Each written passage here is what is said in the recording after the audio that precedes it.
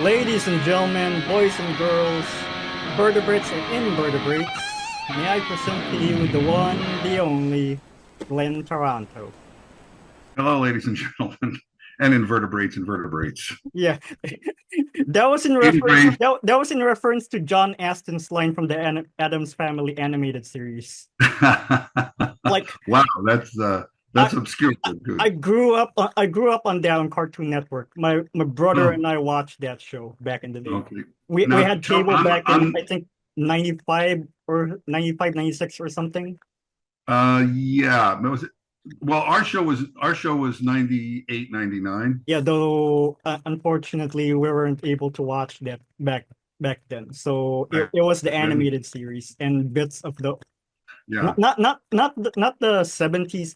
I think it was a 70s animated series, not the 70s one, the 90s revival Yeah, there alongside was, Worship. yeah, that's right. That one Right. also Now had tell me John. where you I mean, sorry. and That one John also did the voice, yes. that one also had John Astin as Gomez, I believe. Right. Hmm. Yes. Where are you located? I don't know where you're located. Philippines. Philippines. Okay. Yeah, down south of Manila. Yeah, It- I how much of American TV do you get there now, or is it all because it's streaming? You can see whatever Mhm. Netflix and We do Apple and all that stuff. It's a different back world. then we do get a lot of American TV even back in the day, especially Yeah, since we had the legacy of being a former American colony, and also there's that. right. For example, Yeah, GMA a little bit of history. the GMA network here was founded by an American war correspondent working. I'm not sure where he previously worked for, but Oh, he was a war correspondent back then, and he fell in love with the Philippines. So he decided to set shop in here and start a new TV network. I think it was GMA oh, back then was called KBS, I believe, and KBS. Yeah. KBS, yes. And he had uh he had deals with a friend who was able to provide him syndicated programming from the States. So we got the man from Onko and all that stuff. Right, right. Okay. Yeah, my dad knows that. My dad remembers that too well. He's actually about the same age as yours. Oh, okay. Yeah, I was going to say Man from Uncle. That's mid 60s, Yeah, yeah, yeah, mid yeah, 60s for sure. something like that. Ilya Kuryakin. So how did you start in showbiz? In high school, Mm-hmm. I started in high school. I saw a production of Fiddler on the Roof, Mm, and they did a musical every year at our school. And when I was a freshman, that was the first musical. They had a new teacher there that was introducing, doing these big productions, one act plays and full length plays. And one of my friends was like, "Oh, you should be in it. We need so many people, in the chorus and stuff." And I was like, "No, no, no, no, no, no." And then I saw the show, and I was like, "Ah, oh, my friend Tom Iacovino and I, yeah, we were like, oh, we should have been in that." And so then right after that, he and I auditioned, and we were involved with all the shows ever since. And then from high school, I went to college in New York, Pace University, and started from there. So yeah, it's been a lifelong dream to be an actor. hmm. If I were a rich man. Da-da-da-da-da-da. Correct. I, Alfred Molina was in that production, I believe. Right. I mean, it's been done. I couldn't even count probably how many A times it was done, but gazillion times already, I yeah. did see Zero Mostel. I think it was in 1976 when there was a revival, Mm, and Topol, um, Herschel Bernardi. Yeah. So I saw a few of them back in the day. I there saw were about 500 Broadway shows when I lived in New York. uh So, so you're basically no stranger to Broadway then. only I'm only a stranger as far as performing actually on Broadway, but to Broadway, Mm, no, not a stranger at mm, all. I love the history of show business, and am aware of actors and shows that have come and gone. Sadly, when I moved to LA, Mhm. I sort of left that behind, and there were a lot of things over the course of the last 30 years. I didn't even realize that Wicked has been running on Broadway for 20 years. I found that to be quite When, funny in regard to myself, that I didn't have that knowledge. whenever I think of Wicked, it's Idina Menzel comes to mind. Yeah, I know that name. I don't know the show at all, and I know that when the movie came out, and there was the whole thing about people singing the songs while the movie was on, which I find funny.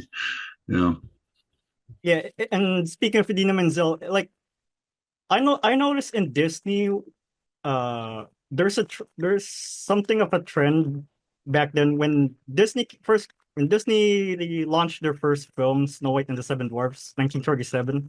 mm-hmm.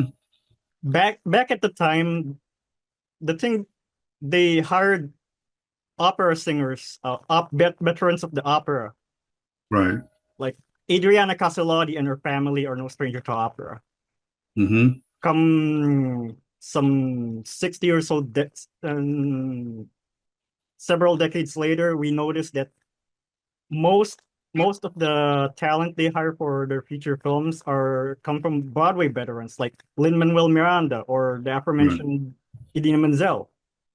Right. Well, I think also too, if you go to at least as far back I know as Beauty and the Beast, you had Angela Lansbury and Jerry Orbach Yeah, that as a couple of the people in that. It's interesting too, if you notice that at some point, uh, voice actors for Disney went from being like relatively unknown to, sort of household names. yes. Um, and so there was that change, and so now the bigger name people, they get involved in that, which is good for them, but not so much for lesser known people. Like for example, Mandy Moore in Tangled, where she portrayed Rapunzel. I mean, Right.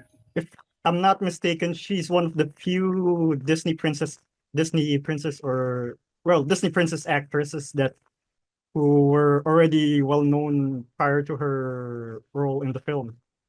Yeah, I probably mean, so. Yeah. she's she already had a burgeoning singing and acting career. Right. But not a household name, certainly. Mhm. And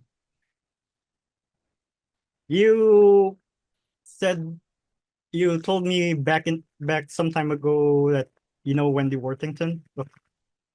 I have met Wendy Worthington, and when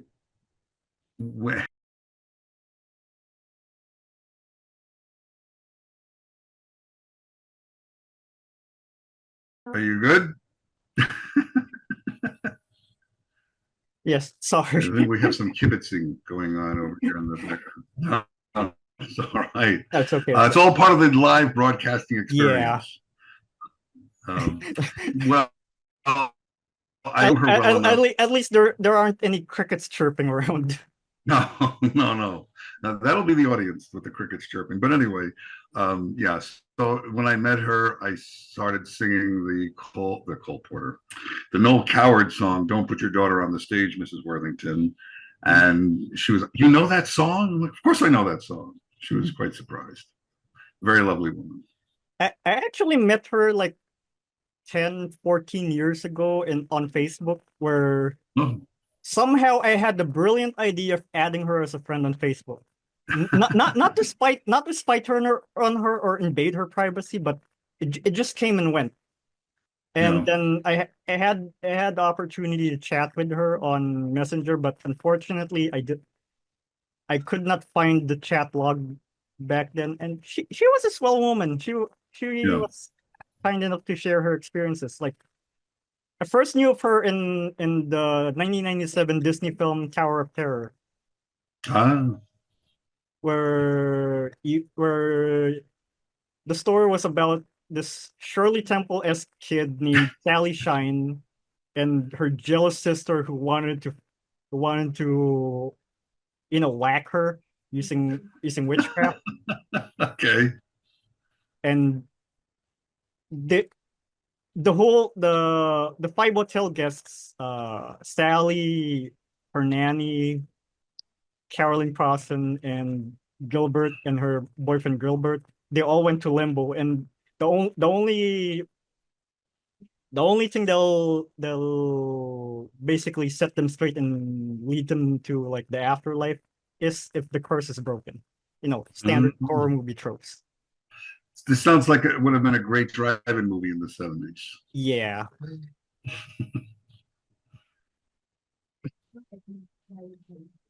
And when I watched the film, my friends and I at a forum about the theme park ride were making memes and jokes about it. Like though it does play into some serious issues with acting at the time back then. Like Mhm. for example, In how the 30s or in the 1930s or in the the 1930s, 1970s. like Yeah. how child actors back then were sadly not treated as well as they are nowadays. And No, no, no, no, no. The Coogan even laws. for either I've read about Diana Sarah Carey, right? Baby Peggy. No, say, oh, Baby Peggy. Yeah, yeah. Yes, I have. I, I don't I, know. I actually I I didn't know her, actually but I met her. oh nice. Yeah.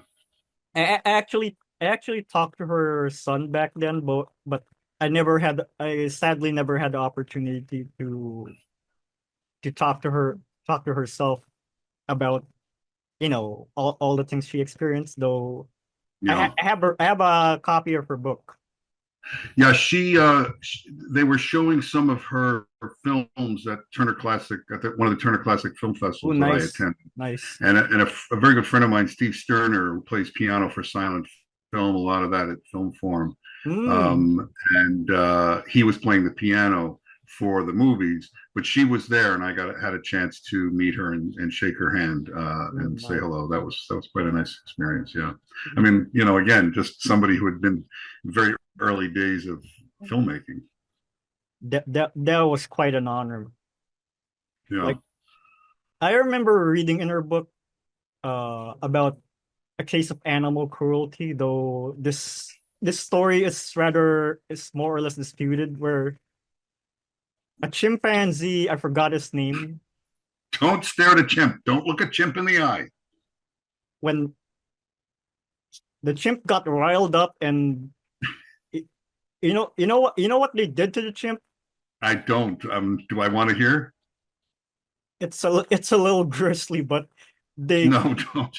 yeah, Okay. let's just say they took care of the chimp in the least pleasing way possible. Like I'm if if sure. if, if I describe this in graphic detail, I'd be demonetized on YouTube. Yeah, don't know. We On the Addams Family, there was an episode where we thought Pugsley had turned into a chimp, and they had a monkey on the set, and we were warned quite Mhm. vociferously: do not look at the monkey. Do not stare at the monkey. Don't look the monkey in the eye. Yeah, it was quite the warning. Yeah, and regarding human actors back then, like Yeah. I recall reading from Baby Peggy's story where she shared the story about an actress, a starlet, who got blackballed, and not only blackballed but basically slandered to hell by Hollywood executives. Uh, Not to mention that tale, that's rather grisly story, Shirley Temple herself recalled both in her memoirs and on Larry King Live.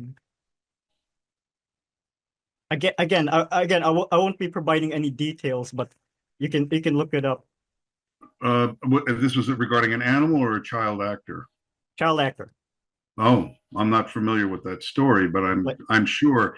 I just read something. I think it was even on Instagram, and I'm not sure if it was Sandra D, mhm, but a young girl who was just starting her career as a singer, mhm, and she saw Judy Garland sitting at a pool, and she went over to Judy Garland and asked her. I guess she was like 12 or 13 at the time, the young lady, and she saw Judy Garland. She went over and worked up the courage to talk to her and asked her, you know, if you had one piece of advice to offer me, what would it be? And she said, Judy Garland said, "Don't let them take your childhood," Oh yes, which definitely. which is quite profound. It there's actually this story in the Philippines. A Japanese Filipino actor of Japanese descent called Jiro Manyo. Like, if you look it up, he had quite a career as a child actor. Okay. And one film he starred in called Magnifico. Mm-hmm. It was a poignant, beautiful film Pag about nabuhay ako ng matagal, a child mahihirapan kayo. like Pag seemingly namatay naman preparing ako, for gastos his din. grandmother's Pero death, mabuting pinoproblema but na natin he ngayon turns yun. out to be the Alam mo but na, spoiler alert, hindi he tayo turns out to be mayaman. the one using the coffin. Oh, that's creepy. Yeah, that's pretty sad. I know. Yeah. And what's sadder is that how his career turned out in the end, where Yeah. he basically had run-ins with the law, drug abuse, etc. Yeah. Lindsay Lohan kind of stuff. Yeah. No, that's you know, well, I when I talk about acting, you know, there's acting and then there's fame. Mhm. You know, there's being a star and there's, you know, acting as a career and then fame. And I use the analogy that fame is a spotlight. Mhm. Uh, it has nothing to do with your acting experience or your talent. It's Yes. so when we were doing the Addams Family, Ellie, who played Morticia, and I, we were in Times Square, right by where the Duffy Square, where TKTS is, and they had this huge publicity event. And you know, of course, there were cameras and there were a crazy crowd. It was just insane, and people were, you know, wanting pictures and autographs and uh, everything that you can imagine that would go with being famous or a publicity event like that. Yes. It was just crazy. And one of the first experiences that I actually had with something on that scale, and that maybe lasted about 40 minutes or an hour. And then when it was over, we went back to the hotel, and then we got out of my Gomez costume and got dressed in my civilian clothes, and I wanted to go back down to the theater district just to go and look at the marquees. Um, and I literally walked about an hour later through the same area where I had been before, where people were clamoring for pictures and autographs, and not one person recognized me. And I found it really fascinating because I said, you know, when the spotlight is on you, Mm. you have your fame, and when it's off you, now the problem is people get addicted to that spotlight, Sad. and they you know they find that gives them self-worth, which is terrible. You know, you really need to find your self-worth within yourself, and it has nothing to do with your fame or your career or anything else. You know, it's It consumes you. It eats you up if you're not careful with it. right. And then again, the problem is that you know, the business spits people out. You know, it chews them up and spits them out. And you're paid very well, but that money doesn't last, you know, unless you have made quite a lot of it and you were fortunate to have the right people to invest it and so forth. So, you know, you don't work for a while and you're used to a certain standard of living, and then all of a sudden, little by little, that money starts disappearing and that income starts disappearing, and then you're not equipped, or you feel inferior, or you know, self-doubt or whatever, that you got to go and say, you know, take a job at a Staples or someplace, you know, that you had been the star and people had treated you rather well. You know, even in the case of like the actors from the 40s, when the studios were letting go of their actors from their roster as television came in. You know, you read stories about like Mickey Rooney or some of those actors. They didn't know how to write a check. They didn't know how to go to a dry cleaners because all that stuff had been done for them. And now they're on their own and they don't have that money to pay for, you know, what the studio's paying for, dealing with that. And just another brief little story is when I was working on Murder, She Wrote one time, there was a guy following me around with, you know, with the director's chair, you know, for me. And he said, "You want it over here? You want?" I said, please just don't worry about it, because you're not gonna, you're not gonna be at my house tomorrow to follow me around with the chair. So today it doesn't matter where the chair is, I'll find it. It was very nice of him, and they were very thoughtful and kind on that set. But to me, it was a bit of a, kind of a joke, because you're being treated a certain way, and it's not real. It doesn't last, and people get used to that, and they want it, and they feed on it. And then people say, I'm quitting the business. I have nothing more to do with acting. And then the joke, of course, of it is that the minute they got a call, they'd be right back to it. Very, very few people walked away from show business and never looked back.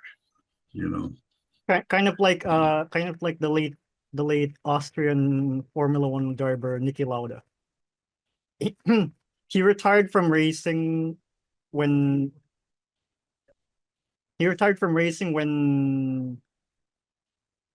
when he stated that he's tired of driving around in circles and so on.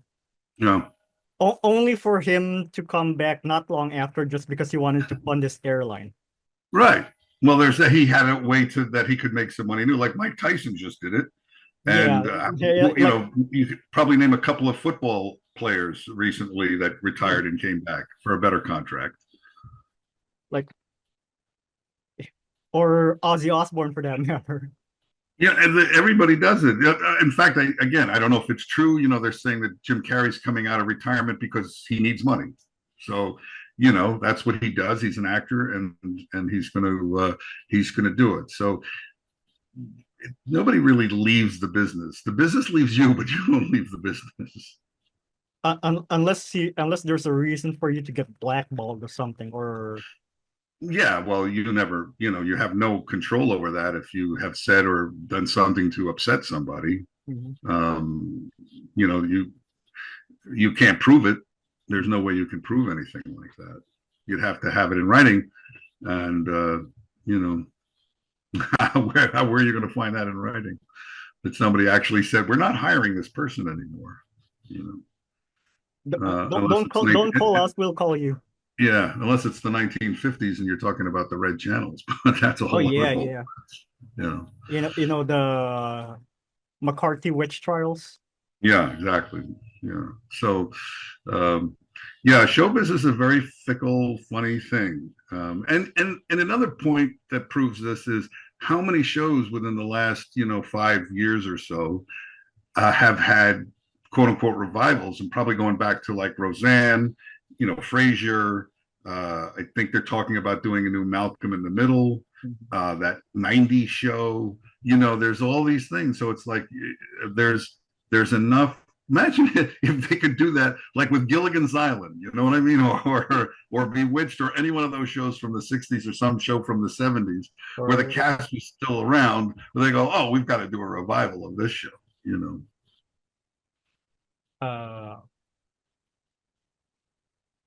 What's your experience with how was your experience with the Addams Family, the series, the revival you did? For me, it was tremendous. I have nothing but the warmest regards and affection for the show, and I always say even anything that was bad was good because I learned from it. Mm-hmm. I was very, very lucky because I was not, I don't like the word lucky, I should say fortunate, but I had always felt that was my job. When I was younger and I had more hair and it was darker and I had my mustache, people would tell me I either looked like Dennis Farina or I looked like John Astin.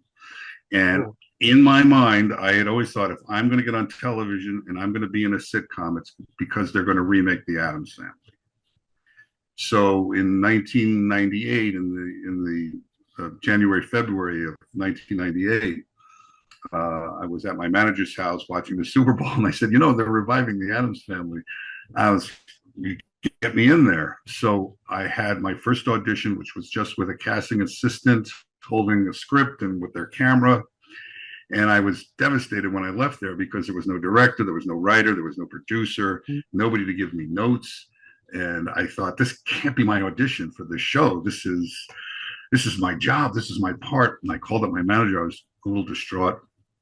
And I guess I don't know if he made phone calls or what his connection on that end of it was, but about a week later, he called and said, they want to see you again, but slow it down, because I was so nervous. I must have sped through the script. So I went back and I did well enough, because there were about 12 people in the room and everybody was laughing, and I was quite pleased with that.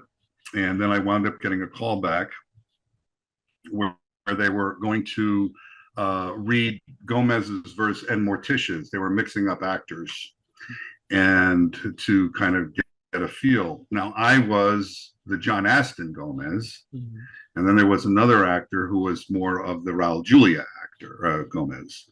So I guess they were trying to decide which way they were going to go.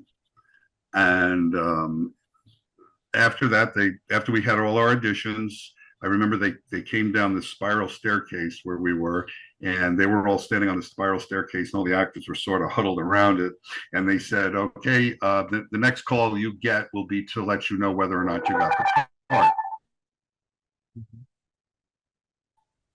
Is that you? It's not me. So I don't know what that was. But in any event, I was calling my manager every couple of days. Did you hear anything? Did you hear anything? I'll let you know. I'll let you know. I'll let you know. And then it's a classic. We call you. You don't call us. We call you. Kind of. Yeah, exactly. So I was sitting at home one day, and the phone rang. I picked it up, and it was my manager, and I could tell right away. I said, they went the other way. He said, yeah. I said, okay. So I got very depressed for a week. I went to Pizza Hut and I ate pizza. And I was in bed on a Saturday morning. I was still sleeping. I heard the phone ring, and I could hear, this is when we had answering machines, and I could hear the answering machine going in the other room. But I was like, I don't know what that is, and I don't care. I'll get it later. And I guess maybe about half an hour or so later, I got up and I heard the message, and it was a man in the business office was trying to get a hold of my manager. So apparently within the last few days, something had been brewing, which I was totally unaware of, because I guess if it didn't work out, my manager didn't want me to know that they were, again, considering me for the part of Gomez. But the windup was that the other actor didn't work out. They didn't shoot anything. They only read through the scripts, but apparently they were dissatisfied in some way, and they decided not to use him. And they called me up, and then 2 days later, I was on a plane to Canada, and I was in line at the customs office at the airport with one of the producers, and I guess to make conversation, she turned to me and she said, how did you get to be so funny? You don't have any comedy on your resume. Well, I played a lot of cops. It was mostly cop stuff with my television stuff, but so that stuck in my head when she said that. And I guess like a couple of days later, it popped into my head. It's like, I hadn't thought about it, and then it came back, and I went, oh, you know what? They never looked at any of my theater credits, because I had like Tony and Tina's Wedding, and I did a lot of Neil Simon stuff, and this was little black box theater and off Broadway and all these little other obscure places, but I did a lot of theater comedy. And I realized, oh, they were looking at my television, because the other fellow had a lot of television and film comedy. So when she said to me, how did you get to be so funny? Well, I've always been living room funny. That was all I could think of to say. So I met the cast, we read through the scripts, and I just immediately felt at home with everybody. And I was hoping that they were going to do more when the show wrapped. But Lance Robbins, who was the executive producer, said to me at our wrap party, they were thinking about doing more, because we did 65 episodes, which was one more episode than the original series.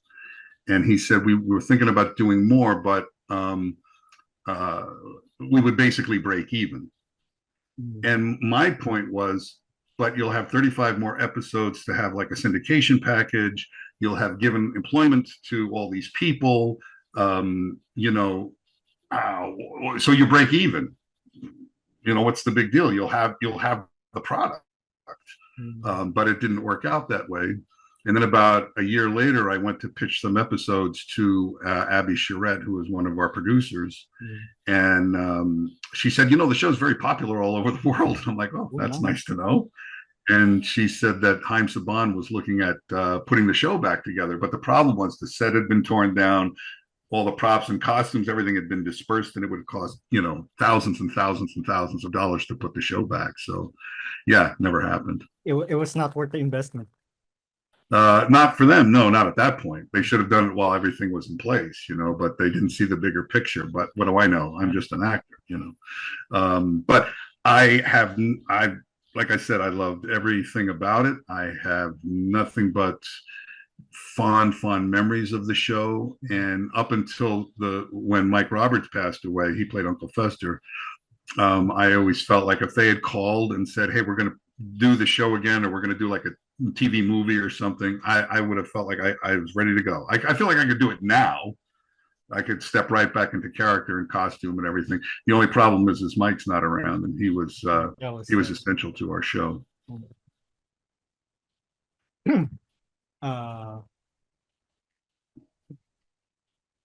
It was quite an honor doing an episode with John Astin, right? Oh my God! Well, another story. Well, we did 2 episodes with John, and again, prior to my being cast in the show, like by 3 or 4 years, I was working at a film festival, taking tickets in Santa Monica at one of the Laemmle theaters, and I knew John was coming because we had his ticket order. So I'd always wanted to meet him. And again, I had this fantasy that I would be the next Gomez Addams if they were ever going to revive the show. So John came and I got to meet him. And we had a picture taken together. And I said to him, people tell me I look like you.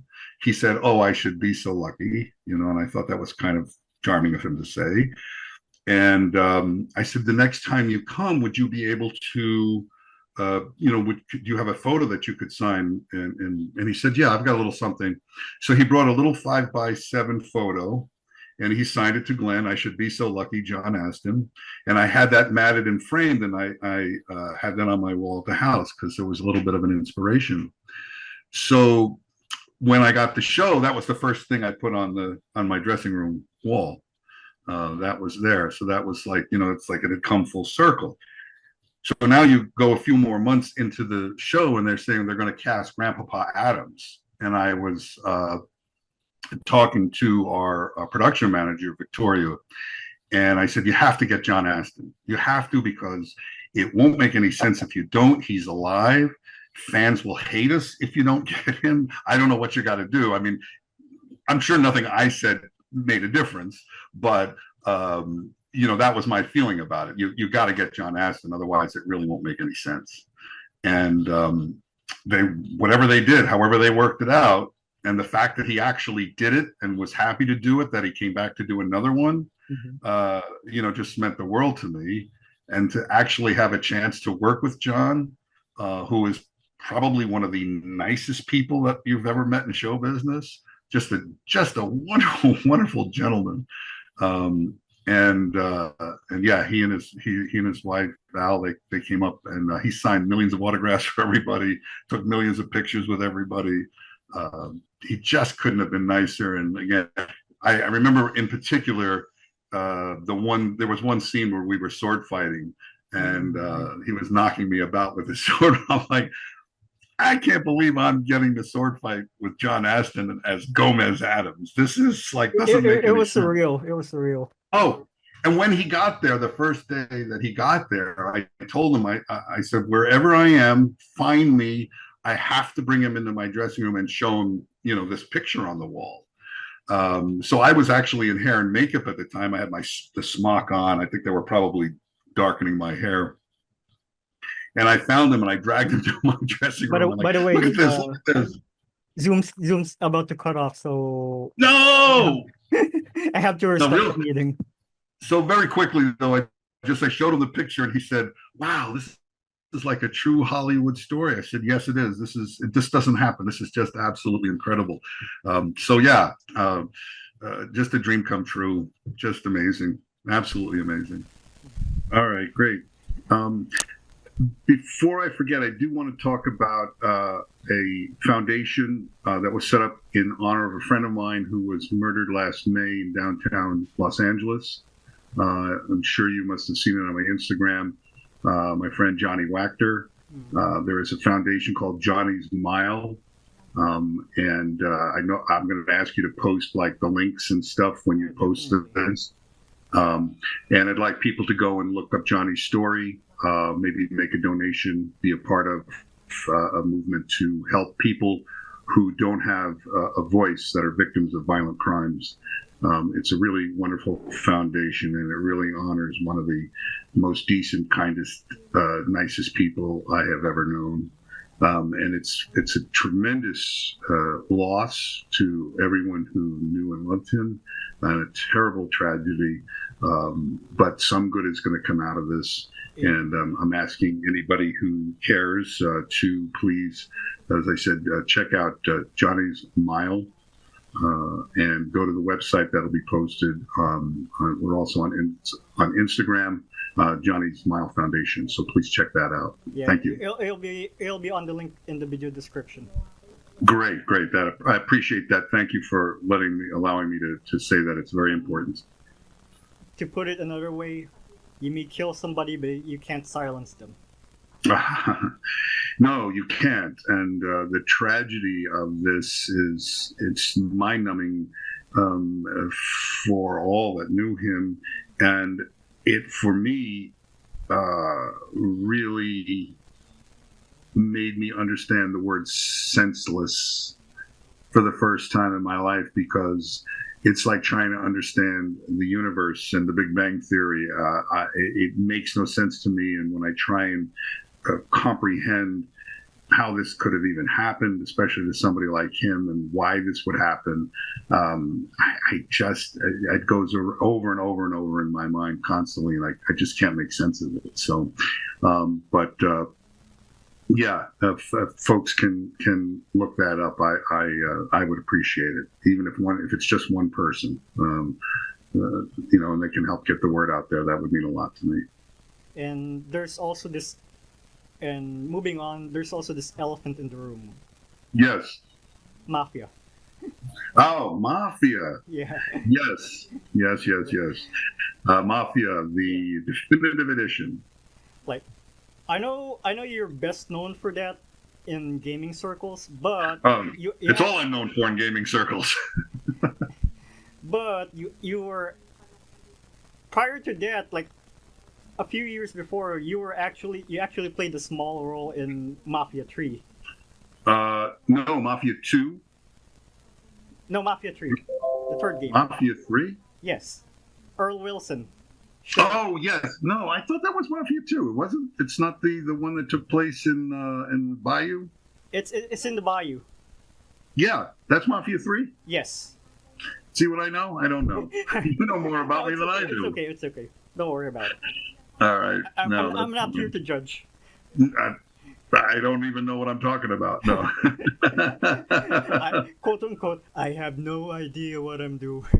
I have no idea what I'm doing. Like, you had a small role in that game. Yeah, I was a police captain. Yeah, and since Mafia 3's story was about social justice and basically the civil rights movement in America back then, 1960s. Like, right. That one role of yours in the game. I mean, I'm sorry if I said this. I don't want to offend anyone. And no, I'm not gonna say the exact words. But your character Earl Wilson pretty much described black people in the least pleasing way possible. Yes, that is correct. It's an interesting thing to play that kind of a character. Yes. Because it's not who I am, but when you have the opportunity in a way to play a character like that, you do call attention to the fact that there are people like that in the world. There are still people like that in the world. And so, again, you have to remember there's the actor and then there's the character. Some of the words are hard to say, but you have to remember it's the 1960s. It's the South. There was a radically different attitude. I'm not sure that, and again, as we've even seen in more recent times, that's happening still. That people just don't want to accept other people. That other people exist. I don't know how you wind up changing their minds. I don't even know how they come around to that kind of thinking, that kind of mentality, etc.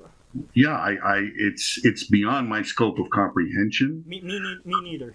Like, yeah, I don't understand it. To me, my attitude is, live and let live. The golden rule, do unto others. And I don't verbalize my politics in general because I am an actor. I'm not a politician. My opinion on who you should vote for doesn't really matter. Although I did, in the case we were talking earlier about Johnny, that Nathan Hochman was running for the DA, and I was very supportive of him because he wants to change the laws and the way people are looked at that break the law. I come from a law enforcement family, so I feel sorry for people who live in a certain environment who can't overcome that environment, but there has to be, not retribution is not the word I'm looking for, but there has to be consequences to the actions you take. And there are a lot of people in the world. It's an equal and opposite reaction. Exactly. You can't just do things and think, well, it's okay to do that because, it really doesn't matter. No, it does matter. And again, to go back to Johnny for 1 second, and I may get emotional and I don't give a shit if I do, excuse me for my language. No, it's okay. When they murdered Johnny, they didn't just take his life, which of course they did. They took a wonderful human being's life who was full of life, but it affected hundreds of people. So it wasn't like you just killed one person. You killed a part of a lot of other people. It affected a lot of people. And whatever justice is meted by whatever it is that happens to you, it can't be enough. And I don't believe in the death penalty. And I don't want to see, I don't think the death penalty is going to solve anything, even in this case.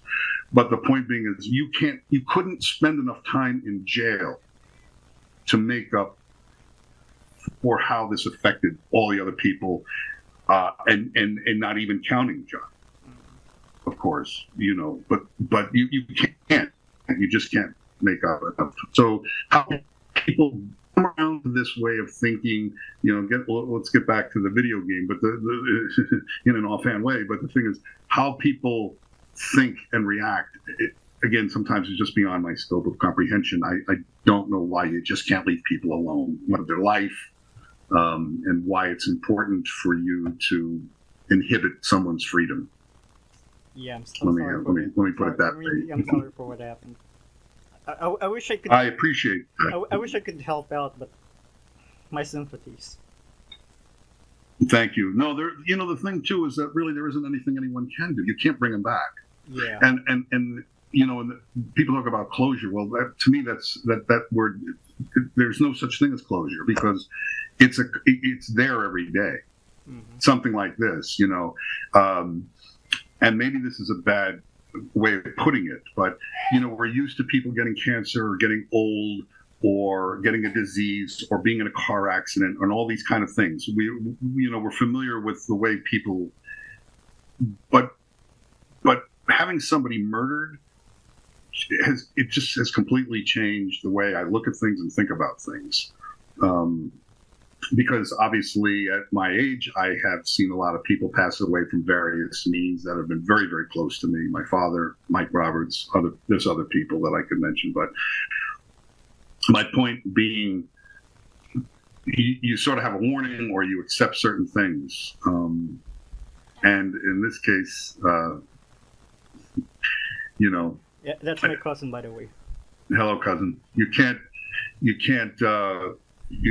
undo murder. You can't change that, and it's just no coming back from it. So, anyway, It's okay. You can't control Z out of it, I'm afraid.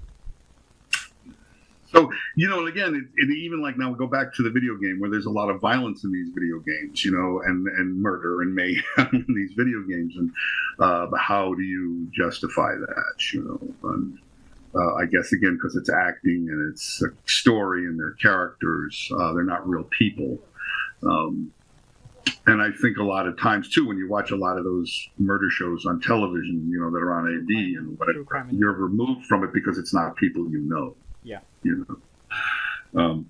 I remember quite recently catching a portion of a show, and there was a woman on there talking about her daughter, and she started crying, and this had been decades. And she, I'm sorry. And I was like, don't you be sorry. In my mind, I'm like, don't you be sorry. You cry all you want. Don't ever be sorry for feeling what you feel about this, so yeah. Anyway, we started talking about Mafia 3 and regarding the the racist characters in the game. Like Nolan North was similarly uncomfortable with portraying, or I think he portrayed a Klansman or something. Like he was basically uncomfortable, and I could understand that because how stigmatizing that racial slur is, and all all the experiences African American people had back in the day, and even further back time where they were basically classified as second-class citizens. Yeah. Well, I grew up in the 60s, and I can't say that I experienced like seeing any of that even where I grew up in New Jersey. But I do remember my aunt telling me, my father's sister telling me that when they went to Florida, and you would go to the South, and my cousin inadvertently drank out of the colored water fountain. And it was like this whole big thing, and to me, I was just like, it's a water fountain, but because of the terminology and the signs, she saw a water fountain. She wasn't thinking about anything, That's a child who wasn't taught to be like that. So, it's hard. You wonder sometimes about how parents are, and as the song in South Pacific is, you've got to be carefully taught. You've got to be taught to hate and fear. So yeah, it's interesting to play that kind of a character. Yeah. It's uncomfortable playing that kind of a character, but it offers you an opportunity again to be somebody you're not, and to learn from it. And to learn from it. Oh, absolutely. Yeah. There's this when you first start the game Mafia 3, there's this disclaimer that says this is the game you're about to see is a depiction of late 1960s America. Not exact words. This is a depiction of 1960s America, and it is presented in a way that closely reflects society back then. And while we don't condone or endorse any of that nasty stuff, right? Basically mincing that out or censoring that out would be an insult to those who still experience racism to this day. They did that in the Tom and Jerry. They did it, I think, in the Looney Tunes collection, where I think it was Whoopi Goldberg who narrated that disclaimer. Well, in Tom and Jerry cartoons, they have the racial stereotype of Mammy Two Shoes. Yeah. Mammy Two Shoes. And then in the updated version, the voice is not so stereotypical. And the newly recorded voices are not stereotypical. They actually rotoscoped Mammy Two Shoes out of the cartoons and replaced her with, I think, white woman or something. I don't know. I thought it was no. Well, I'm under the impression, from what I remember, it's been a while since I've seen it, but I'm under the impression that it was an updated version of an African American woman Oh, that was not stereotypical, like would have had in the '40s. But this is where again, like Turner Classic Movies, which I am a huge fan of. oh, They always have to their whole library basically. Movies from the teens, 20s, 30s, 40s, and 50s. There's a lot of racial stereotypes in those movies, Well, whether it be black, it was a- Asian, Italian. yeah. It was a product of its time, so But a lot, and that's where I get, like, I don't understand. Like, people should know that. They should accept, accept that this is the way it was. It's not how it is now, but they must have these disclaimers because people, I guess, don't understand or aren't aware. It's hard for me to understand, but I guess I've just, I've been around old movies my whole life, so I understand. But I have often joked, as an Italian American, I've often joked that I find Chico Marx's performances highly offensive. Now, I'm kidding when I say that, but when I'm joking with somebody and I say it with all sincerity, they don't understand that I'm being facetious, Poe's law. What's that? Poe's law. Like, Yeah. it's hard to distinguish your satire from what's real. Yeah, so I'm just saying, I think they should cut all his scenes out. I don't think they should show Marx Brothers movies. I'm like, are you kidding? What do you mean? I'm like, oh, you don't find his performance offensive? Oh, he's not Italian. He's got that phony accent. No, I don't care. It doesn't. It was as we said, it's a product of its time. It wasn't necessarily done out of spite, but no, it was there was. That's what they did. There were dialecticians. People made their livings. You could go back and listen to records, all kinds of race records. The Jewish dialect, the Italian dialect, black dialect. They made fun of everybody. They made fun of all the immigrants. Everybody that came here, they made fun of. It was like the South Park of its time, equal opportunity offender. Equal opportunity offender. But they didn't even see it as being offensive because it was just the other people involved saw it as offensive, but not the people making movies. Like, hey, we better not do this. Somebody might be offended. No, they didn't care. It reminds me of Speedy Gonzales. Oh, yeah. The Mexican rat character from Looney Tunes. Yeah. There were calls to cancel him. Like, there were calls to, deprecate him. I mean, yeah. Pepe Le Pew, I could understand why he should be canceled, but as for Speedy Gonzales, the whole Latino community rallied for him because it was all the representation they got back then, and right. Well, that's what a lot of people like. I have heard that argument about a show like Amos and Andy, the TV show. Yeah. That people would say, "Well, this was the only time we actually saw actual black people on television." Oh yeah. Is it offensive? Well, now looking at it, it certainly is offensive. But Amos and Andy had been on radio for how many years, and they were played by white people on radio. Mm-hmm.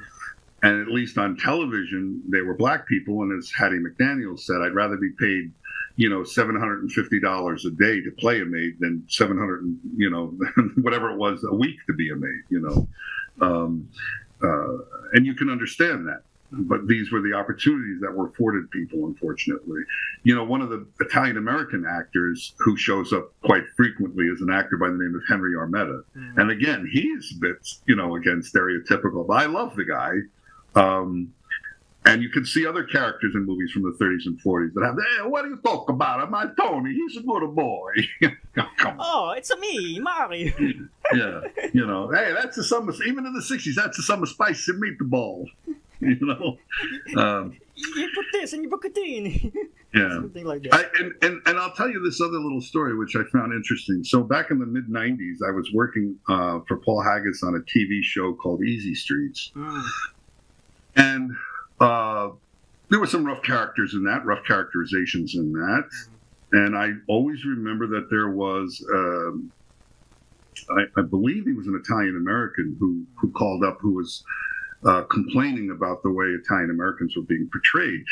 But interestingly, Never complained about how the Jews were being portrayed or how the Irish were being portrayed. Wow. You know, like his attention was focused, solely on the people that he found offensive, but apparently nobody else. None of the other characters he found offensive, and I found that kind of amusing.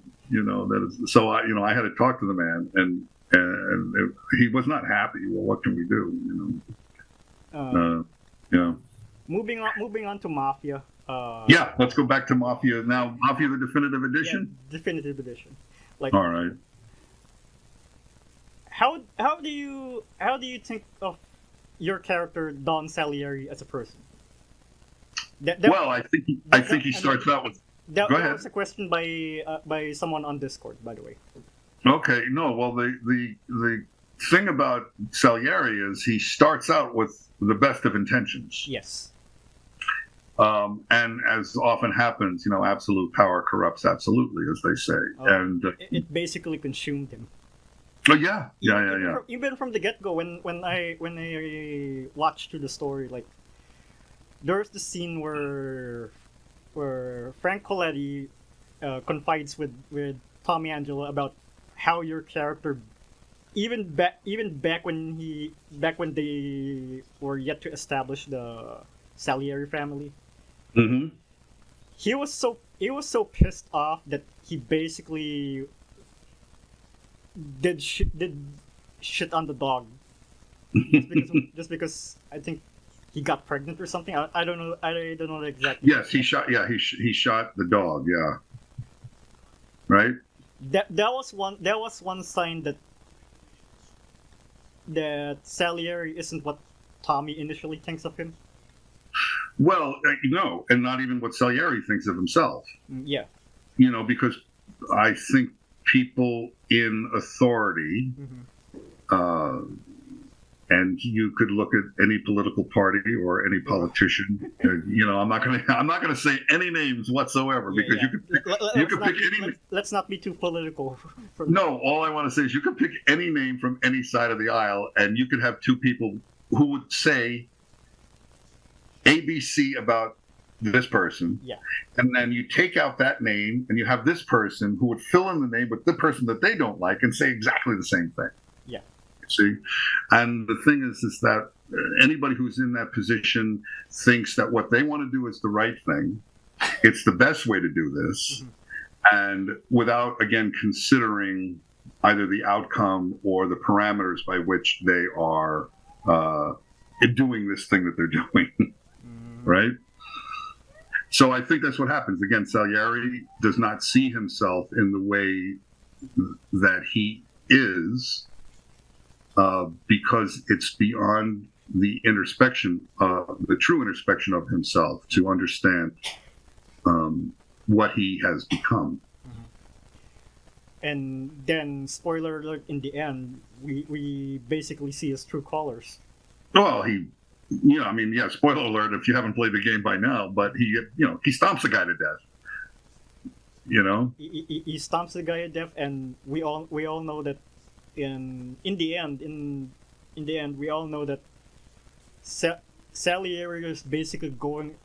You basically, to paraphrase Star Wars, you basically became the man you sought to destroy. Exactly right. That's exactly right.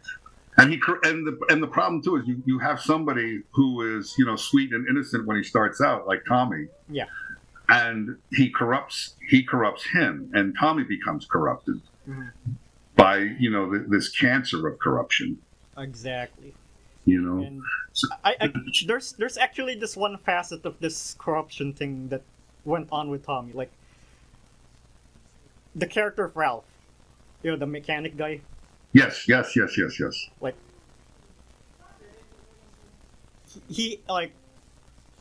he basically appeared to have some condition, and as a result, he was bullied on by everyone in his neighborhood. So he sought protection from Salieri, and he found work as a mechanic there. Right.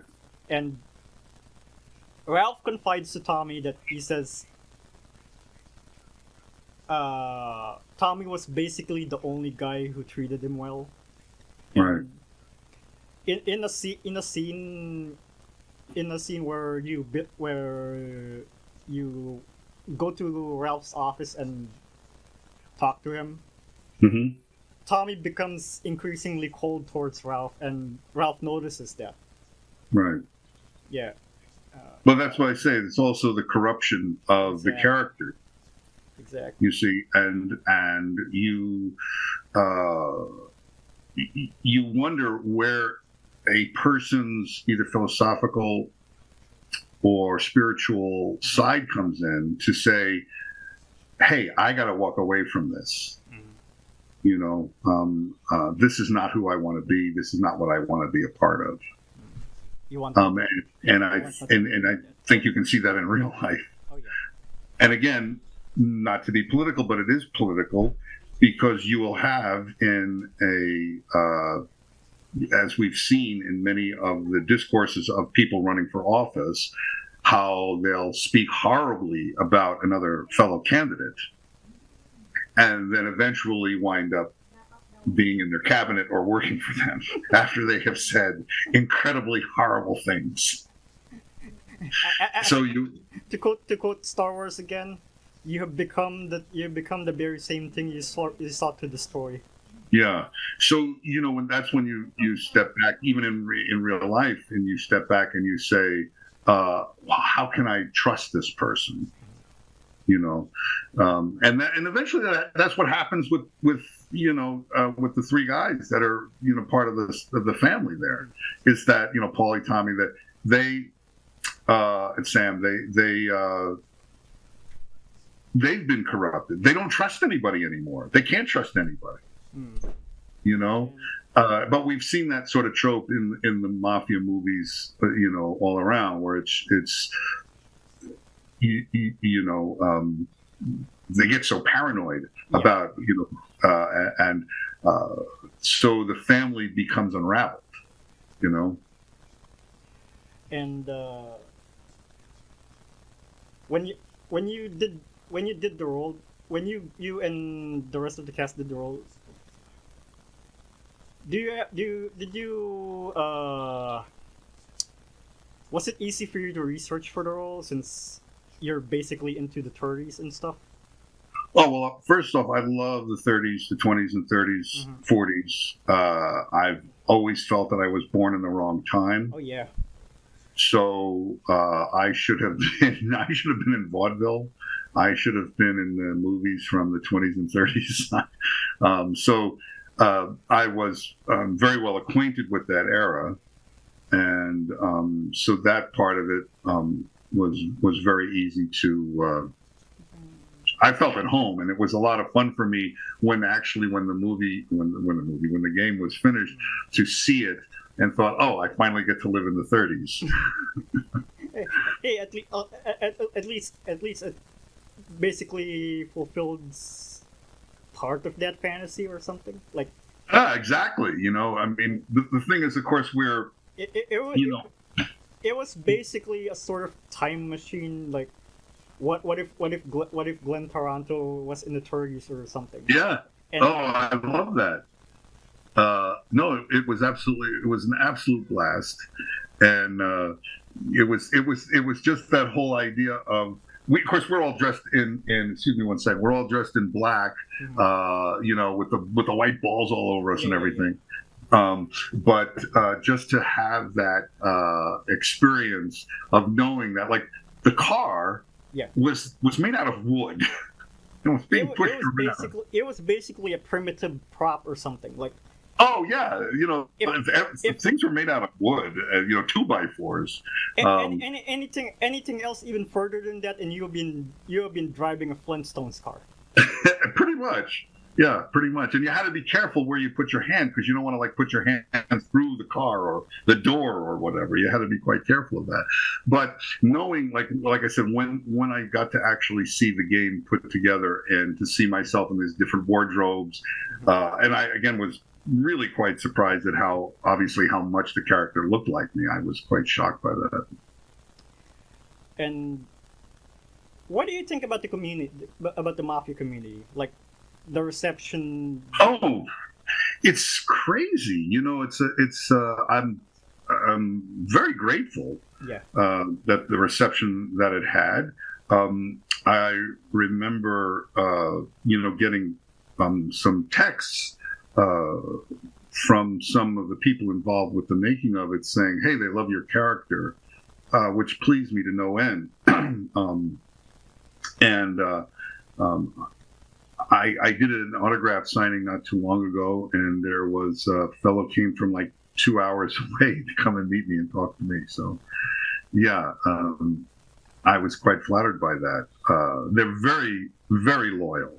And actually, I know we're trying to figure out in the future to have Andrew and Jeremy and Don and myself to do a group signing somewhere.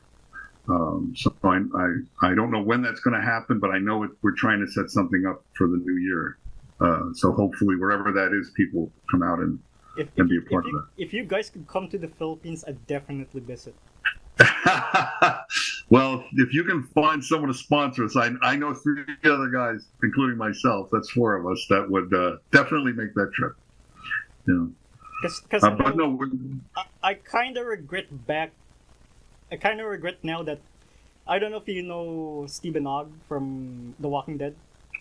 I don't know in person. Canadian No. actor. He starred in Grand Theft Auto 5, Okay. and some 5 years ago he came here to a Comic-Con or something, and when I learned about that, I had a lot of regrets since I have a physical copy of Grand Theft Auto 5, which my dad bought for my birthday some 10 years ago. Oh, wow. And I quite regret the fact that I wasn't able to go there and meet Stephen Ogg for real. Well, that's the whole thing about a lot of those things. Since I'm a fan myself, I've collected autographs and memorabilia,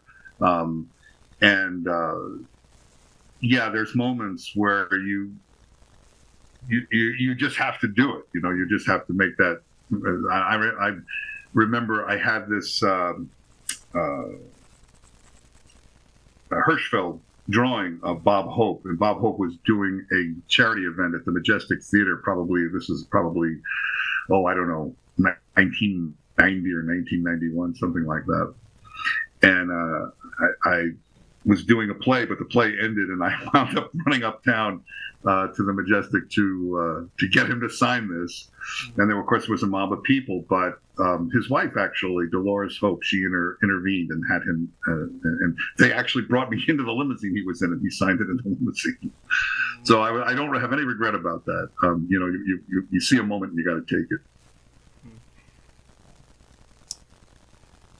And have you seen the new trailer for Mafia: The Old Country? I saw a teaser trailer. I didn't see. Well, there was one that just dropped a couple of days ago, right? Yes. Yeah, I haven't seen that, but I did see the teaser trailer, and I was blown away by how good it looked. I mean, to me, it looked like a movie. Yeah, definitely. And this is even now. What was Mafia now? 2020 when that came out. What is it? Has it been 4 years since Mafia came out? 2020, yeah. So I saw that and I thought, wow, in 4 years, man, they've really made, and it's only going to get crazier because with AI and what they can do, they can do anything. Pretty soon they'll be able to do anything. Yeah, I'm personally my opinion is I'm quite ambivalent with AI. Like, it's the equivalent of, like, for example, you know those welding robots in automotive plants back in the day? Yes. Welding robots. Like, back in the old days, whenever they manufacture cars, they used to have actual humans who weld them. Yeah, of course. Yeah. And then they were replaced by robots. Yes. Well, go ahead. The thing is, welding robots basically take the danger out of welding. Right. I mean, it was disruptive since it basically displaced those welders who replaced welders who Yeah. were replaced with robots, but at least it took the danger out of it, and they could be retrained to do something else.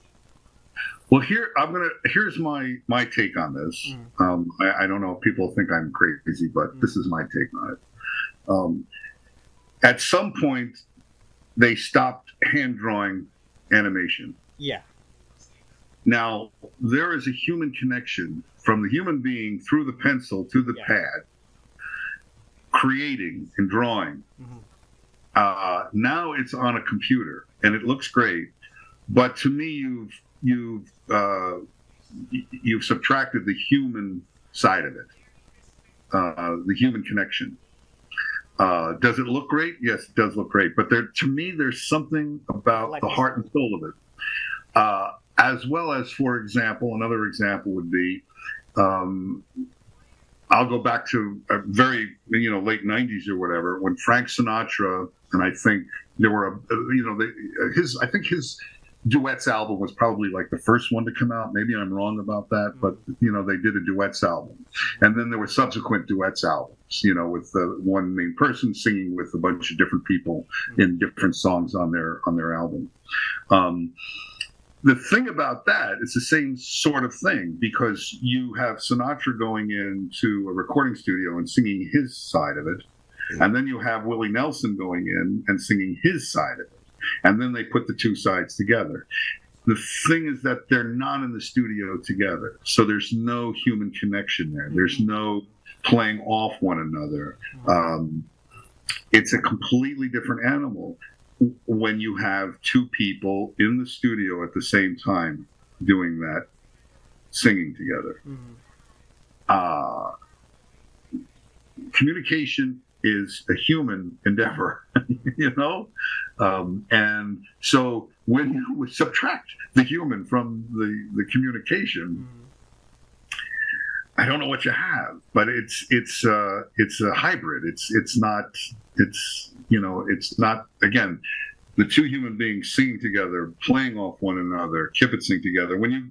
I think if you go back to when you have Sammy Davis Jr. and Dean Martin singing with Frank Sinatra in the studio, when it's the three of them in there, it's a completely different world than when you have later on two people singing. One's in Atlanta and the other's in LA or New York or wherever, Nashville. But that's my take on it. Okay. And I'm sure there's a lot of people that would disagree.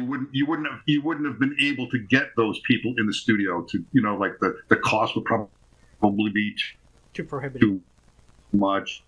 The scheduling would be insane, and so you wouldn't have that. And of course, the album came out and it was a huge success. But I personally look at that stuff and I think there's something missing. As I said, and I'll go back to the Addams Family. I said you got to get John Astin in there. If you get another actor to come in and play Grandpapa, it's not John Astin. It won't be the same, and fans will know it. And it'll be a hole in the show, and so that's.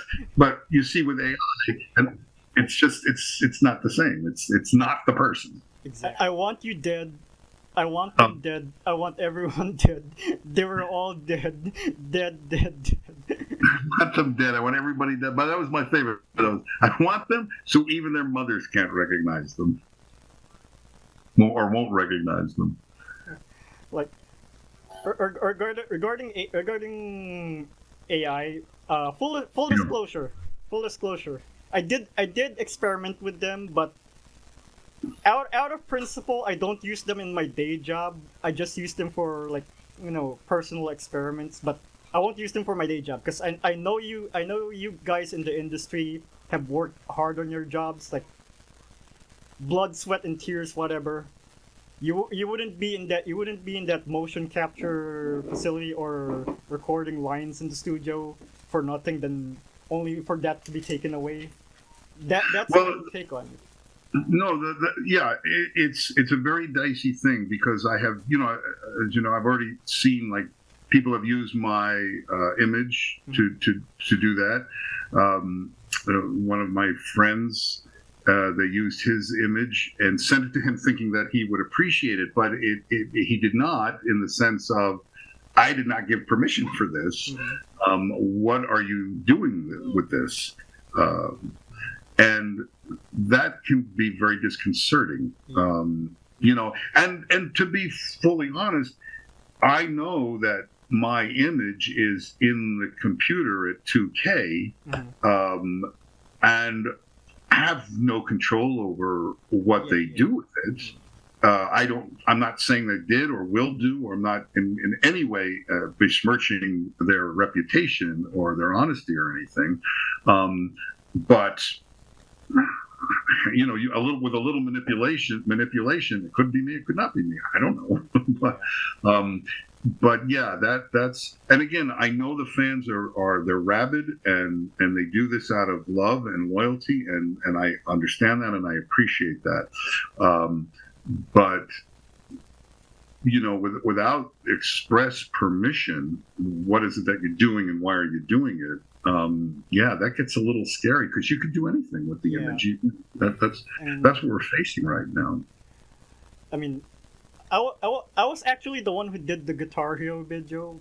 Okay. I mean, again, it looked great, and I thought, wow, this is fantastic. But I honestly was like, well, I don't know how I feel about it. Like, on one side of it, I was very flattered, and I thought, wow, this looks really great. And then on the other side, I'm like, well, I didn't give my permission for anybody to do that.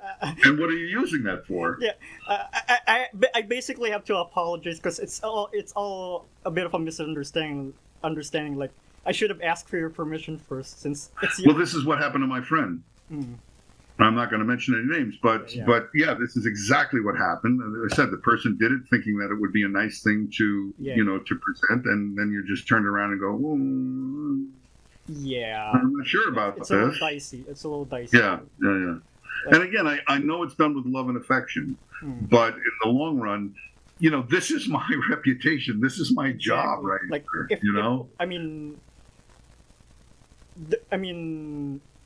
you could do anything with someone else's likeness, but just basically tread carefully about it. Like, you have to. I did that Guitar Hero video, or like the one where your character is skateboarding. I did that basically in good faith, and not to spite at you. No, I know that. I totally get that. But it is one of those. And again, I'm not reprimanding you or anything. It's just the concept of, oh wow, that's interesting. Okay, I can see that you can do that, which is why the Three Stooges and Marilyn Monroe and Charlie Chaplin and all these other celebrities or whatnot have their likenesses copyrighted. And for example, that commercial with Audrey Hepburn's image used in chocolate, in promoting chocolate. That one was before AI basically blew up in popularity. Like, they used a lookalike model and combined it with a 3D model of Audrey Hepburn's face superimposed on it. But in the big but, it had the express permission of Audrey Hepburn's family. Right, and that's fine. And that's the same thing with Fred Astaire's family. Fred Astaire was dancing with a vacuum cleaner. I heard that.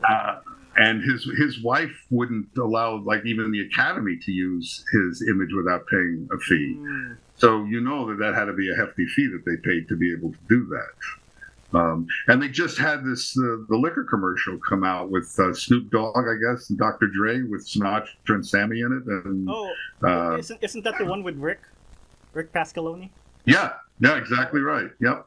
He was in Call of Duty lately, doing some voice work for a character. Who, Rick? Yes. Probably. Yeah, he does a lot of voice work. He's fantastic. I've known Rick for 30-something years. We did the wedding together. Yeah, he's a great guy. And wrapping one of my favorite people. It's been quite an honor talking to you, Israel, since I can't say I'm a super fan of the Addams Family, but I do have fond memories of it.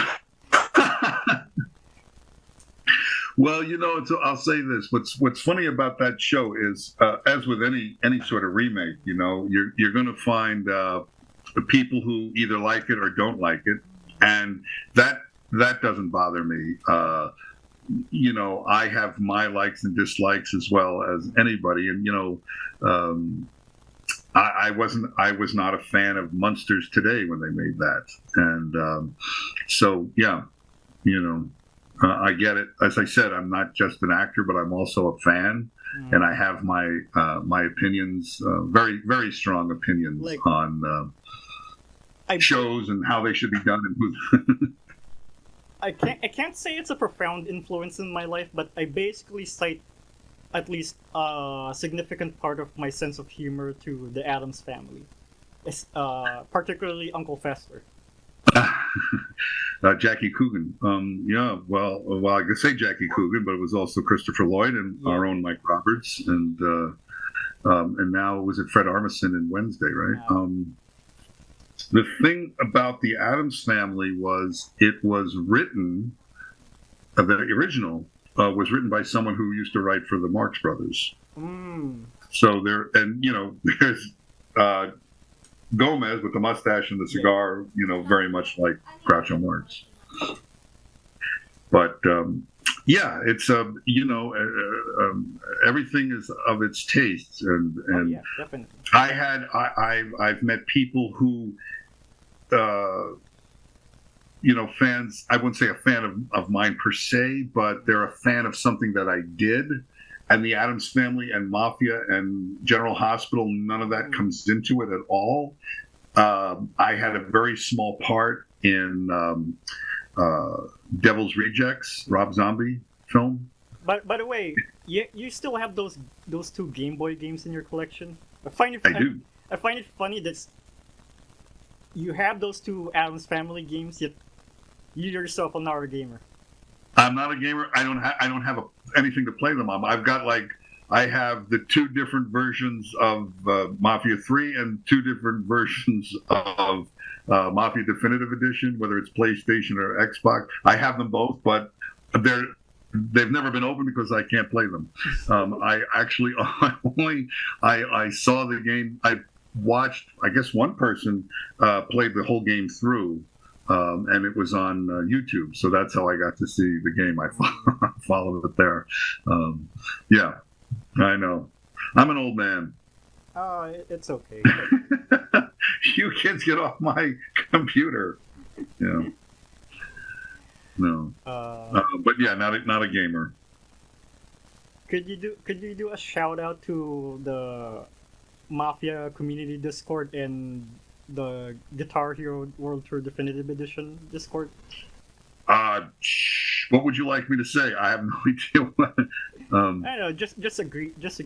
Well, I would like to say to all the people who enjoy the Mafia games, and particularly Mafia Definitive Edition, I'm very grateful for your support. I'm very grateful for your love of the game and for the way you've responded to not just myself, but all the actors in it, particularly Andrew and Jeremy and Don. We work together. We remain friends. I love those guys. It was a great experience to work with them. That's where we met. And in fact, the first scenes that we shot were with Andrew and I were in the restaurant when the restaurant gets all shot up in the very beginning of the story, or pretty much close to the beginning of the story. And that was basically, they said they were testing, they wanted to test some equipment and they wanted to test this, that, and the other thing. And Andrew and I were talking about, do you feel it's like they're testing us? They're really not testing anything. And it came to be as they wanted to see if we had chemistry and if we got along. And so we found that out after. It would be funny if Andrew did the screen test with this Australian accent. Well, I have to tell you, and I'm going to tell a tale out of school, but again, I love Andrew. He is totally one of my favorite people in the world. And I keep saying that about everybody, but I love everybody. Anyway, Andrew is a wonderful, wonderful human being. And when we were doing in this little tryout period, which was, I forget, August now of whatever year that was. 2019? 2019 or 2018. Might have been 2018, actually. August of 2018, I think.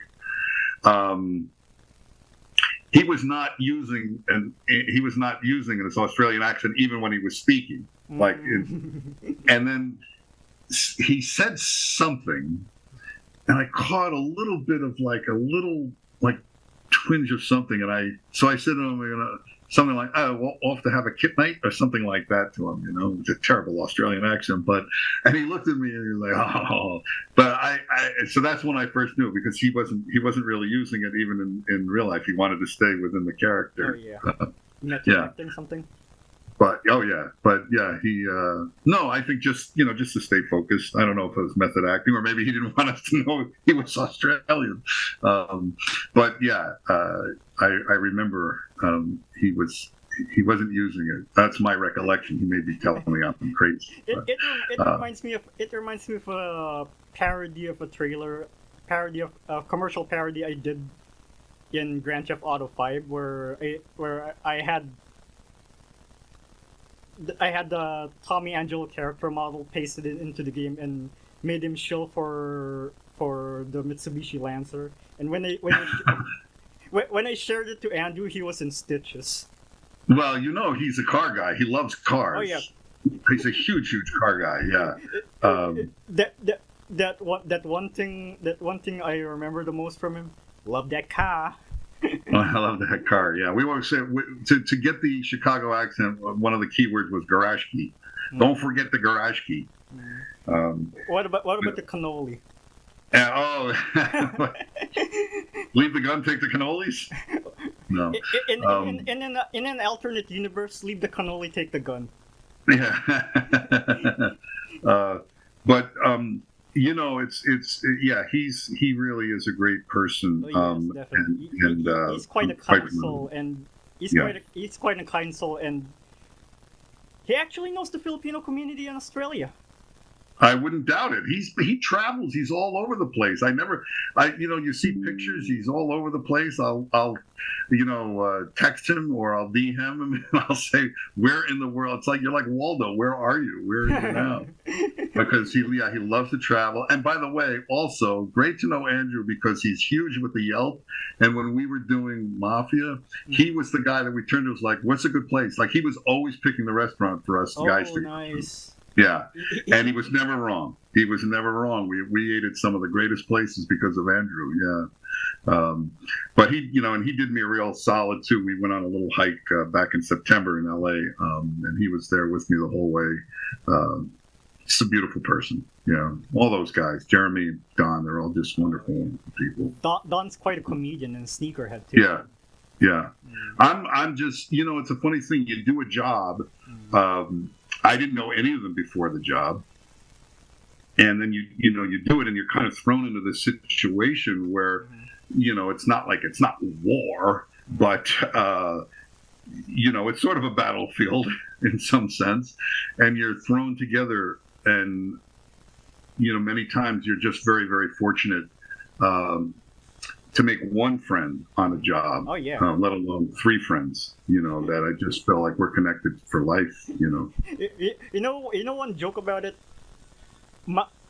Mafia Definitive Edition was actually the friends we made along the way. Yeah, really. The friends you meet along the way. And very, very lucky. By the way, I almost forgot before we conclude this. How are the motion capture suits, like the tight suits with balls on them? Well, in my case, actually, Jeremy and Andrew were quite fit, but in my case, it literally was like putting 10 pounds in a 5-pound bag. They were getting in this thing, and I'm like, come on, there's got to be a suit bigger than this. And they go, Shaq wore that. I'm like, when he did one of the basketball, they go, there's no way in hell Shaq wore this. No, there isn't. They're very tight. For me, they were very tight, very confining. It reminds me of when, since we mentioned skateboarding before. Yeah. Tony Hawk's Pro Skater. When they made the original game back in 1999, Yeah.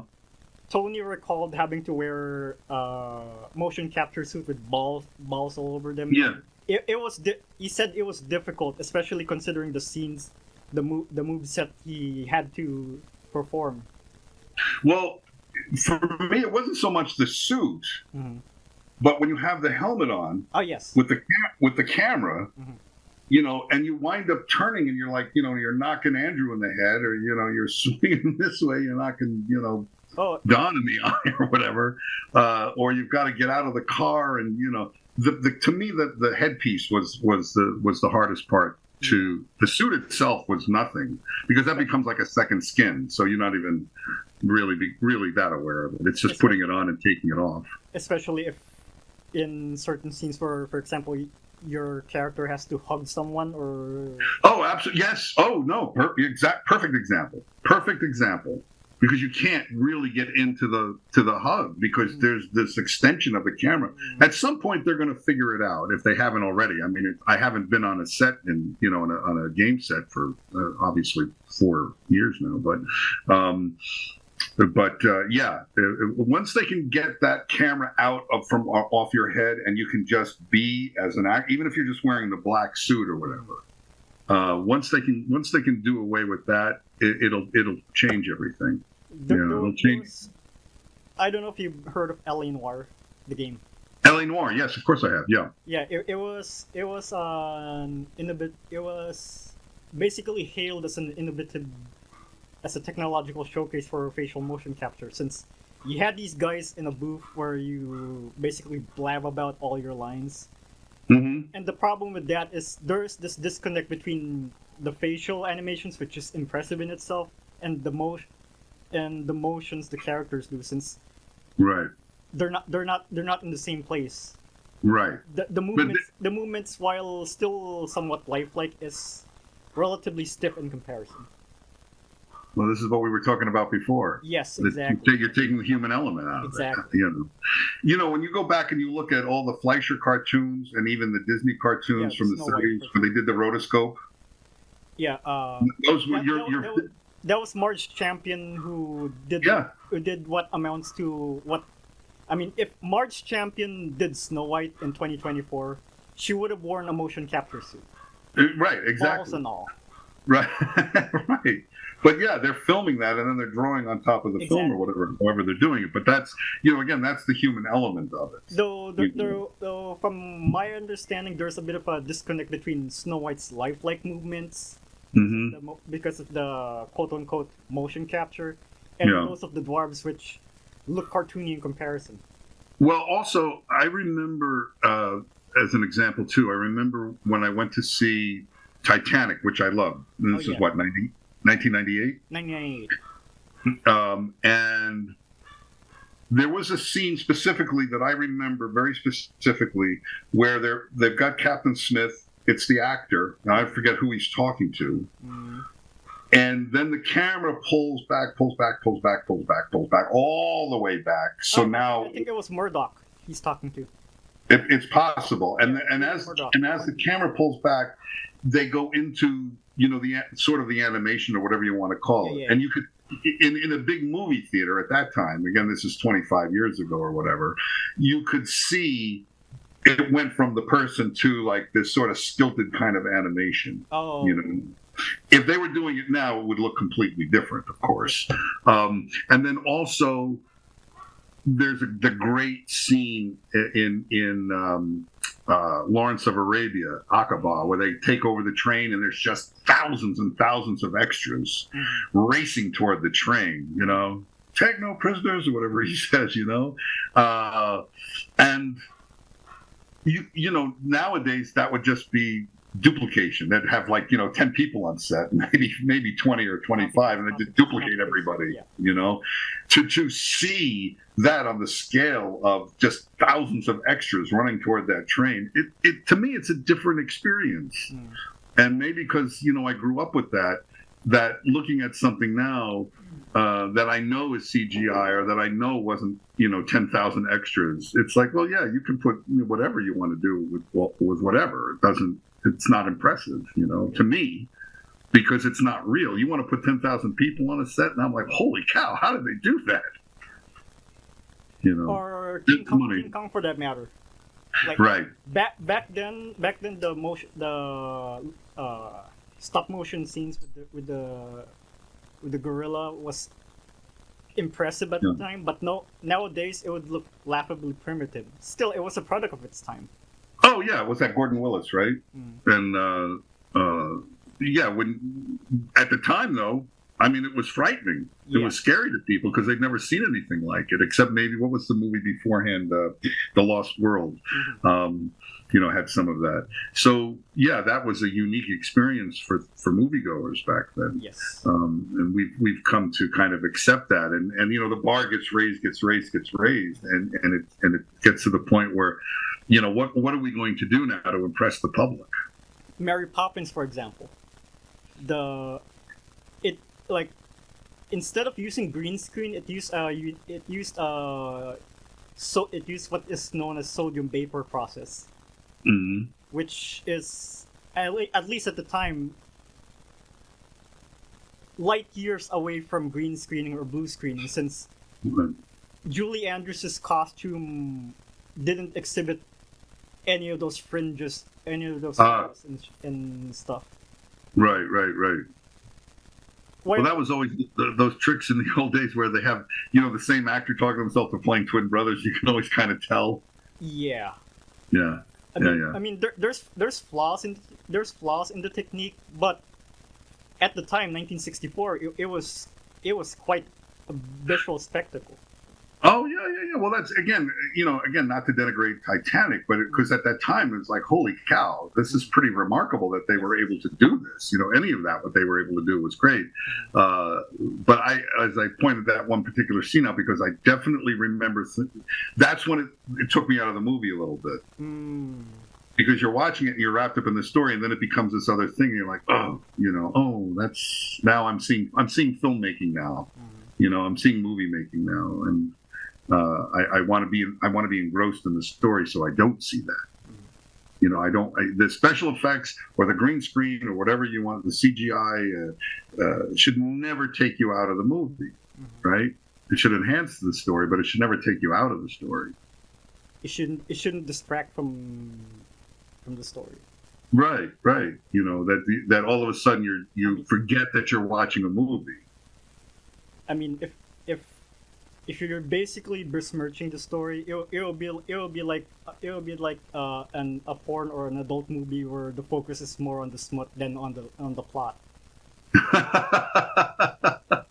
Yes.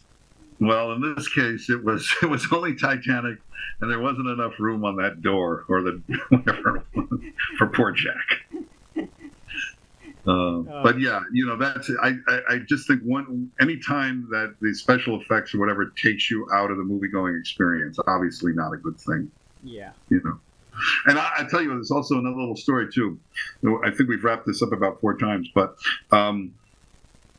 you know, within storytelling, I remember specifically, again, how many years ago this was. I think it was Jurassic Park 3, maybe, and Volcano. Was that the one where the volcano came out and was in Los Angeles by the La Brea tar pits? I've only seen the first film, to be honest. Oh, okay. Well, that's fair enough. The point of my story is, it was an afternoon where I literally went from seeing Jurassic Park 3, where dinosaurs were roaming around San Diego, to Volcano, or whatever that movie was that took place in the La Brea tar pits in Los Angeles. And while I'm watching Jurassic Park 3, totally engrossed in the movie, like dinosaurs could really run rampant in San Diego, never questioned it. And then I go into this other movie and I'm watching things happen. I'm like, well, that would never happen. Well, that could never happen. You know, and you just think, wait a minute, you just watched dinosaurs in San Diego, you totally bought it. Now there's a volcano in the middle of Los Angeles, and you're not buying any of it. So I don't know what the difference is. You know, there's an element there where you can totally buy into a story with the special effects, the CGI or whatever. I don't know if that's in the writing or if it's in the storytelling. And then you can watch, literally, I went from one theater to the next, and I sat there like, that could never happen, that could never happen. Never once questioned it before. Maybe it's me. You could never make me watch CSI for that matter. No. Because while impressive, I know how excuse me for my language. I know how bullshit it is when you compared it to actual detective techniques. Right. Yeah. So I don't know. Hopefully, there will be some happy medium with actors in AI, and it's not far away. It's just not far away. They'll be able to literally do anything with voices and faces, and they won't need people. But you won't have the same thing. Yeah. Honestly, this is why I respect you guys in the fields you take. Like I do enjoy amusing myself with AI, to be honest. But at the same time, if I advocate this as a different replacement for human actors such as yourself, it will be an insult to like more than a century of filmmaking and acting and stuff. The only way, or how do I want to say this? When they can do it, and they probably will figure out a way to do this, where you have no concept that what you're seeing on the screen are not real people, that's when everything will change. Yeah, because if you can replicate honest human emotion, again, the other thing too is when you're making a movie, as again with Mafia, and you're working with the actors on stage, and there was a scene. I don't know if the scene stayed in the movie, but I always talk about this because there was a scene where Jeremy was like pointing stuff out. We call it the Napoleon scene, where he was trying to map out this crime that we're going to do. He was so hilarious, we couldn't keep a straight face. It was. I wish I. The clown. Yeah, he's one of the funniest people I know. And the thing about it is that when you have that human interaction on a set, the same as I was saying with singing. Yes. When you have that, you don't know what can happen. You may go this way, but somebody may say something in a way that makes the scene go that way, and everything, or it can enhance what's happening. When you're doing something with a CGI, or with an AI, it's already going to be in your mind how you want that scene to look and how you want that scene to feel. If those characters can actually interact as human beings, where all of a sudden they're going to say, "Let me do another take because I have an idea. I want to try something." That's the human element of it. You can't, without that, without that freedom of expression, I don't know what you have. But it isn't that. It isn't where actors are actually saying, "Oh, wait a second. Oh, Jeremy just did something, and Andrew Don just do what you just did, but you just gave me an idea," and you get excited, and it feeds you, and it feeds them, and I have a little scene that I did with Johnny Wachter on General Hospital, and it makes me laugh every time I see it. We didn't rehearse it this way, but I put my hand on his shoulder. His character doesn't like my character, but I put my hand on his shoulder, and he paused and looked at his shoulder for a good 5 seconds. I don't know. When we were shooting it, I wanted to laugh, and when it was over, I told him, I said, "Oh my God, I almost broke." And he said, well, kind of sheepishly, he said, "Well, my character doesn't like your character." I said, "I'm sorry, my character doesn't like your character." I said, "I know, but it was really funny." Well, we didn't rehearse that. But it was something that he brought within the moment to that scene. And any actor will tell you that there's things that are brought to a scene, moments, seconds, that can change the whole outcome of what you're doing, and you won't get that with AI. I can't see how you can. It's too sterile. Yeah. Right now, again, like I said, if they ever get to the part where the AI characters are conversing with one another and saying, "Hey, do this," or "That was very funny, I almost broke," well, then that's a whole new world. That's a whole new world. I'd laugh if Robo Salieri says, Ha ha ha! I made a funny joke. Here's a banana. Yeah. Well, you have no bloopers. I mean, you can create bloopers, which they do in the, and like Toy Story, they animate bloopers. But that's calculated. That's not on the moment. Where you see Jim Carrey in an elevator, in Liar Liar, saying different things that are hilarious. Yeah, you can't recreate a Robin Williams or a Jim Carrey. Yeah, I don't think. That's a genius. And I'll tell you something also, while I'm on my soapbox, that Jonathan Winters said to me. I think he didn't just say it to me when we had lunch one time, but I think he has said this as one of his mantras, which is I can write funny things for you to say, and I can give you funny things to do, but I can't make you think funny. Correct. Amen to that. Yeah, and so that there again is the key element, at least to comedy. It's like, can't make you think funny. So I don't know how you're going to make a character to think funny. I don't know yet. Maybe I don't have the scope in my intelligence to see that. Wrapping it up. Yeah, for the fourth time or fifth time. It's been quite an honor meeting and conversing with you, and thank you for all the laughs and stuff. My pleasure. Yeah. It's good to laugh. Just remember, Don Salieri sends his regards. sends his regards. Be kind to everybody. Amen. And spread love and joy, because I think that's important for wherever you go. Yeah. I'm quoting Johnny Wachter. Always remember that. Be kind to everybody. Spread love and joy wherever you go, because I think that's important for wherever you go. Amen to that. All right, thank you so much for this and allowing me to express my views. I hope the views expressed were solely mine. No problem with that. No problem with that. And hopefully no one took offense to anything I said. Usual content disclaimers for those offended. It would be highly unusual if I didn't offend somebody, but it wasn't intentional. I only want to make people happy. I don't want to upset anybody or make anybody mad. Yeah, no problem. This has been all right. Thank you. Yeah, thank you so much. Thank you so much. And this is our friend, our Don, one and only Glenn Taranto. Thank you so much. Bye. Bye.